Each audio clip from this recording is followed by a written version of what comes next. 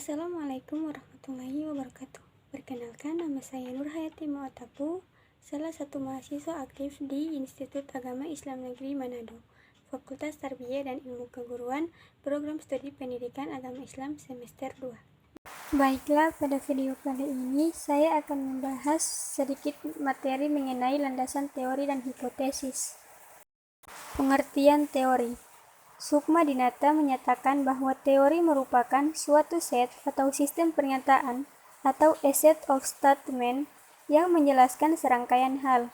Teori merupakan abstraksi dari pengetahuan pengertian atau hubungan dari proporsi atau dalil. Menurut Sukmadinata, ada 3 kelompok karakteristik utama sistem pernyataan suatu teori. Pertama, pernyataan dalam suatu teori bersifat memadukan.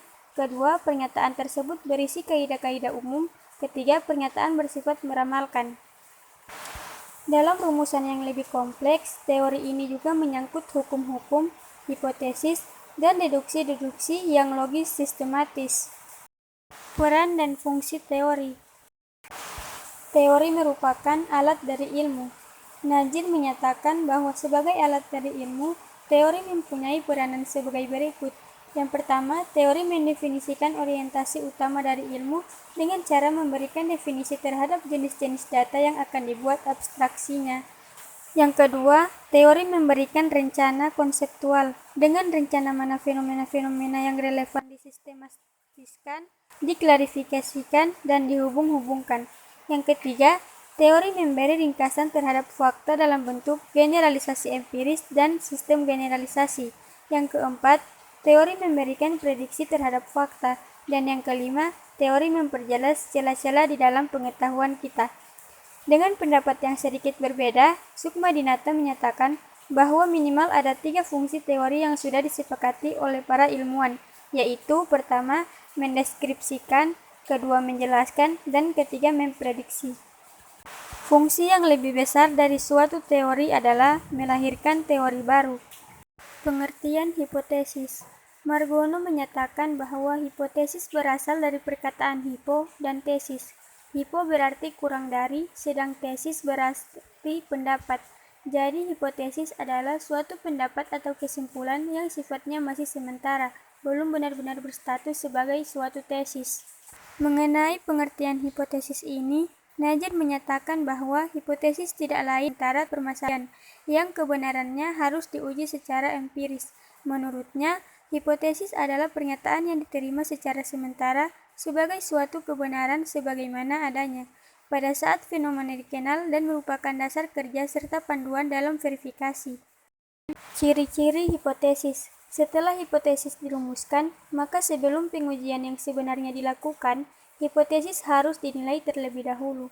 Untuk menilai hipotesis, ada beberapa kriteria atau ciri hipotesis yang baik yang dapat dijadikan acuan penilaian. Menurut Najir, hipotesis yang baik mempunyai ciri-ciri sebagai berikut. Pertama, hipotesis harus menyatakan hubungan. Kedua, hipotesis harus sesuai dengan fakta. Ketiga, hipotesis harus berhubungan dengan ilmu, serta sesuai dengan tumbuhnya ilmu pengetahuan. Keempat, hipotesis harus dapat diuji. Kelima, hipotesis harus sederhana. Dan keenam, hipotesis harus bisa menerangkan fakta. Kegunaan hipotesis. Dalam kegiatan penelitian, hipotesis merupakan sesuatu yang harus dilakukan. Pentingnya hipotesis dinyatakan oleh Furchan yang mengungkapkan setidaknya ada 2 alasan yang mengharuskan penyusunan hipotesis. Kedua alasan tersebut ialah, yang pertama, hipotesis yang mempunyai dasar kuat menunjukkan bahwa peneliti telah mempunyai cukup pengetahuan untuk melakukan penelitian di bidang itu. Yang kedua, hipotesis memberikan arah pada pengumpulan dan penafsiran data. Hipotesis dapat menunjukkan kepada peneliti prosedur apa yang harus diikuti dan jenis data apa yang harus dikumpulkan. Dengan demikian, dapat dicegah terbuang sia-sianya waktu dan jeripaya peneliti. Dalam penelitian, hipotesis merupakan hal yang sangat berguna. Terkait dengan hal itu, Furchan mengungkapkan kegunaan hipotesis penelitian yaitu, pertama, hipotesis memberikan penjelasan sementara tentang gejala-gejala serta memudahkan perluasan pengetahuan dalam suatu bidang. Yang kedua, hipotesis memberikan suatu pernyataan hubungan yang berlangsung dapat diuji dalam penelitian. Yang ketiga, Hipotesis memberikan arah kepada penelitian.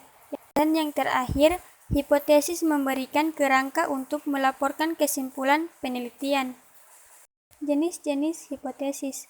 Mengutip pendapat Nazir yang menyatakan bahwa hipotesis dapat dibedakan menjadi beberapa jenis dan tergantung dari pendekatan dalam membaginya. Menurut Nazir, hipotesis dapat dibagi sebagai berikut.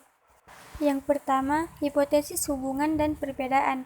Hipotesis dapat kita bagi dengan melihat apakah pernyataan sementara yang diberikan adalah hubungan atau perbedaan. Hipotesis tentang hubungan adalah pernyataan yang menyatakan tentang saling berhubungan antara dua variabel atau lebih yang mendasari teknik korelasi ataupun regresi. Sebaliknya, hipotesis yang menjelaskan perbedaan menyatakan adanya ketidaksamaan antar variabel tertentu disebabkan oleh adanya pengaruh variabel-variabel yang berbeda-beda. Hipotesis ini mendasari teknik penelitian komparatif.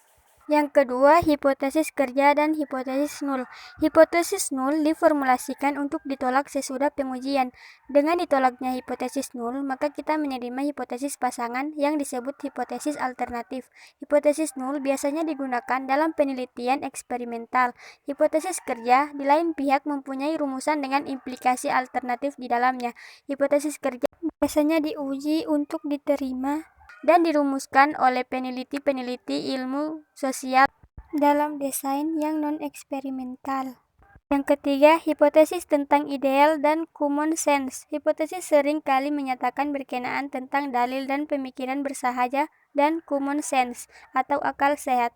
Hipotesis ini biasanya menyatakan hubungan keseragaman kegiatan terapan.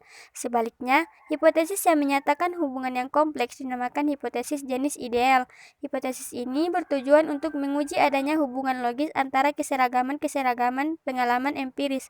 Hipotesis ideal adalah peningkatan dari hipotesis analitis.